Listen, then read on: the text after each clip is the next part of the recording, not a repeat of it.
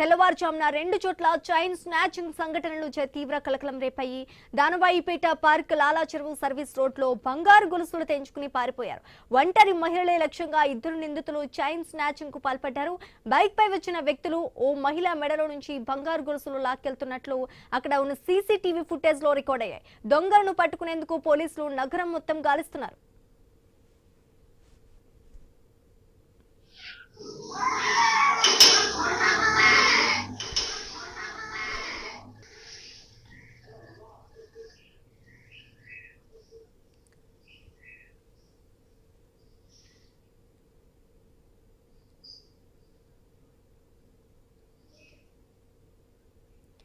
మనం చూస్తున్నాం I news screen పై రాజమహేంద్రవరంలో దొంగలైతే రెచ్చిపోతున్నట్టు క్లియర్ గా తెలుస్తోంది. తెల్లవారుజామున 2 చోట్ల చైన్ స్నాచింగ్ ఘటనలు తీవ్ర కలకలం రేపాయని చెప్పుకోవాలి.